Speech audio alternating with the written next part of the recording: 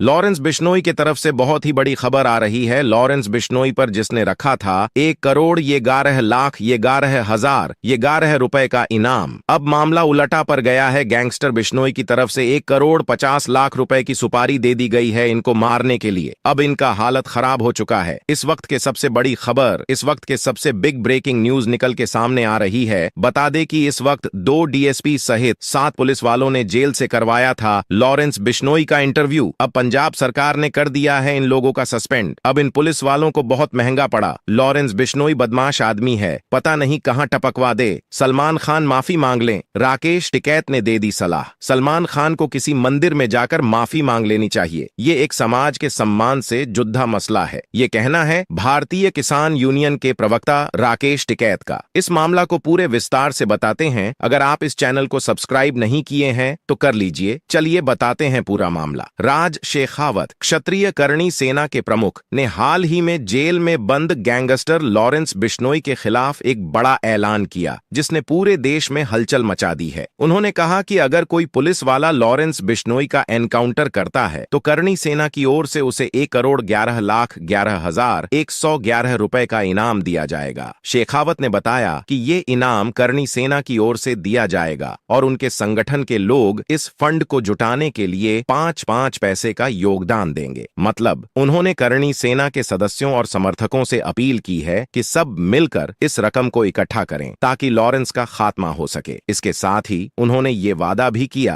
कि जो पुलिसकर्मी इस काम को अंजाम देगा उसके और उसके परिवार की पूरी जिम्मेदारी करणी सेना उठाएगी। लॉरेंस बिश्नोई के खिलाफ इस बड़े ऐलान के बाद से ही राज शेखावत को लगातार धमकियां मिलनी शुरू हो गईं। शेखावत का दावा है कि बिश्नोई गैंग ने उनके खिलाफ बिहार के सिवान के ओसामा खान नाम के शख्स को 1 करोड़ 50 लाख की सुपारी दी है। मतलब बिश्नोई गैंग ने इस रकम में शेखावत की जान लेने का ठेका दे दिया है। शेखावत का कहना है कि ये सब इसलिए हो रहा है क्योंकि उन्होंने लॉरेंस और उसके गैंग के खिलाफ खुलकर बोलने की हिम्मत की है। शेखावत ने साफ कह दिया कि उन्हें इन धमकियों से कोई फर्क नहीं पड़ता। उन्होंने बताया कि करणी सेना लॉरेंस बिश्नोई के एनकाउंटर की मांग इसलिए कर रही है क्योंकि वो मानते हैं कि ये गैंगस्टर देश के लिए खतरा है। उन्होंने कहा कि जब उन्होंने लॉरेंस के खिलाफ आवाज उठाई तब से ही उन्हें धमकियां मिलनी शुरू हो गई थीं। शेखावत का मानना है कि बिश्नोई गैंग और उसके चमचे इस देश में आतंक फैलाने की कोशिश कर रहे हैं और उन्हें ये कतई बर्दाश्त नहीं है। उन्होंने कहा कि करणी सेना की ताकत को कोई नजरअंदाज नहीं कर सकता और इस देश में करणी सेना से बड़ी कोई सेना नहीं है। शेखावत ने अपने बयान में यह भी जोड़ा कि उनका ये कदम सिर्फ लॉरेंस बिश्नोई को खत्म करने तक सीमित नहीं है। उनके मुताबिक करणी सेना का लक्ष्य उन सभी अपराधियों और गैंगस्टरों को सबक सिखाना है जो देश के लिए खतरा बन रहे हैं। उन्होंने कहा कि करणी सेना लॉरेंस के एनकाउंटर के बाद भी उसके गैंग के खिलाफ पूरी मुहिम चलाएगी और इस आतंक को खत्म करने में कोई कसर नहीं छोड़ेगी। इस मामले में राज शेखावत का ये बयान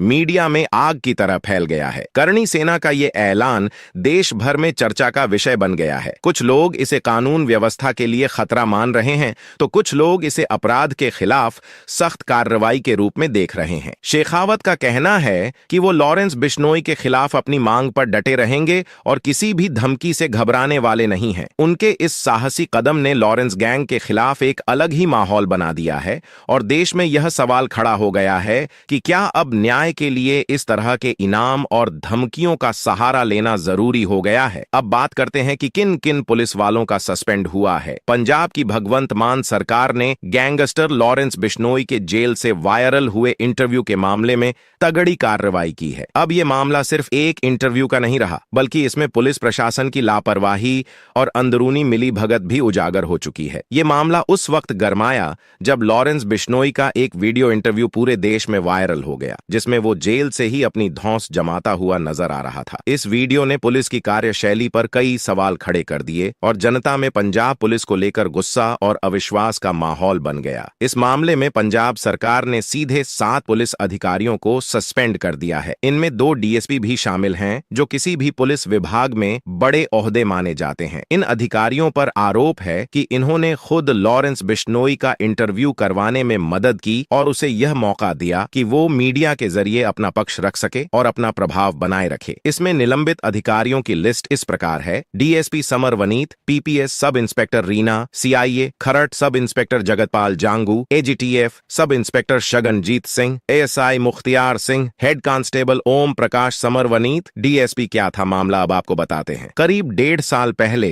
लॉरेंस बिश्नोई का एक इंटरव्यू राष्ट्रीय चैनल पर टेलीकास्ट हुआ, जिसमें वह बेखौफ होकर बोलता दिख रहा था। यह इंटरव्यू उस वक्त का है जब लॉरेंस खरड़ में सीआईए क्राइम इन्वेस्टिगेशन एजेंसी की हिरासत में था। इस इंटरव्यू के कारण पंजाब पुलिस की जमकर आलोचना हुई और मीडिया के जरिए यह बात बाहर आई कि लॉरेंस जैसे खतरनाक अपराधी को जेल के अंदर से मीडिया तक पहुंचाने में किसी न किसी तरह का प्रशासनिक सपोर्ट जरूर मिला है। इसके बाद पंजाब पुलिस ने इस मामले की जांच के लिए एक विशेष जांच टीम एसआईटी का गठन किया। इस पूरे मामले की जांच एसआईटी के प्रमुख प्रबोध कुमार की अगुवाई में की गई। रिपोर्ट के मुताबिक इन 7 अधिकारियों ने अपने पद का दुरुपयोग करते हुए लॉरेंस का इंटरव्यू करवाया और इसे देश के एक बड़े चैनल पर प्रसारित होने दिया। प्रबोध कुमार ने हाई कोर्ट को यह रिपोर्ट सौंप दी थी और बताया कि जांच के दौरान ये अधिकारी दोषी पाए गए हैं। इसके बाद पंजाब सरकार ने इन सभी को तत्काल प्रभाव से निलंबित कर दिया। लॉरेंस बिश्नोई का ये इंटरव्यू एक ऐसा मुद्दा बन गया है जो केवल एक गैंगस्टर के प्रचार प्रसार का नहीं है, बल्कि यह भी साबित करता है कि पुलिस विभाग के अंदर भी लॉरेंस जैसे गैंगस्टरों का नेटवर्क सक्रिय है। इस घटना ने पंजाब पुलिस की कार्यप्रणाली पर भी गहरे सवाल खड़े कर दिए हैं और लोगों में एक बड़ा सवाल है कि क्या पुलिस खुद ही अपराधियों को बढ़ावा दे रही है। इस मुद्दे की गंभीरता को देखते हुए पंजाब और हरियाणा हाईकोर्ट ने भी इस मामले में हस्तक्षेप किया और एसआईटी का गठन कर दिया गया। इस एसआईटी ने करीब 10 महीने की गहन जांच के बाद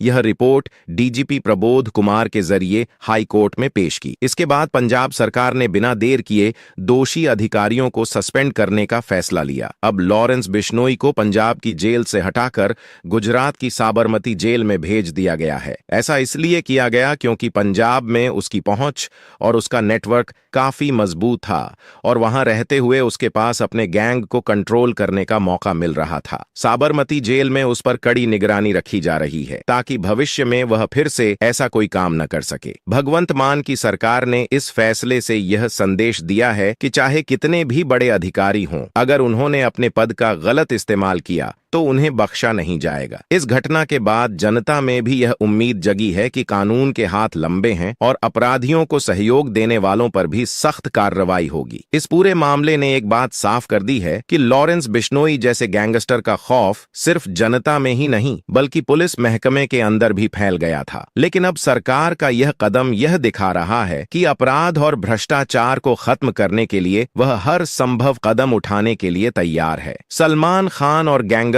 लॉरेंस बिश्नोई के बीच का मामला थमने का नाम ही नहीं ले रहा। अब इस विवाद में भारतीय किसान यूनियन के नेता राकेश टिकैत भी कूद पड़े हैं और सलमान खान को सीधी सलाह दे डाली है, भाई माफी मांग लो वरना जेल में बंद ये बदमाश कब क्या कर दे, कुछ कहा नहीं जा सकता। राकेश टिकैत ने काले हिरण शिकार मामले को बिश्नोई समाज के सम्मान का मुद्दा बताया। उनका कहना है कि बिश्नोई समाज की भावनाओं से जुड़ा ये मसला है और सलमान को जाकर किसी बिश्नोई मंदिर में माफी मांग लेनी चाहिए। टिकैत ने कहा कि बिश्नोई लोग बहुत शांत और पशु प्रेमी होते हैं और इस समुदाय का समर्थन पूरे समाज के साथ है। अगर सलमान खान ने गलती की है तो माफी मांगने में क्या बुराई है, इससे उनका मान भी रह जाएगा और ये विवाद भी ठंडा पड़ सकता है। दरअसल लॉरेंस बिश्नोई का नाम सलमान के लिए खतरे के रूप में उभर रहा है और ये मामला 1998 में काले हिरण के शिकार से जुड़ा है। उस वक्त सलमान खान पर राजस्थान में काले हिरण का शिकार करने का आरोप लगा था। बिश्नोई समाज जो कि जंगल और वन्य जीवों से गहरा जुड़ाव रखता है ने इसे अपने सम्मान पर हमला माना। इसी को लेकर लॉरेंस बिश्नोई ने अब सलमान खान को जान से मारने तक की धमकी दे डाली है। साबरमती जेल में बंद लॉरेंस ने यह कह दिया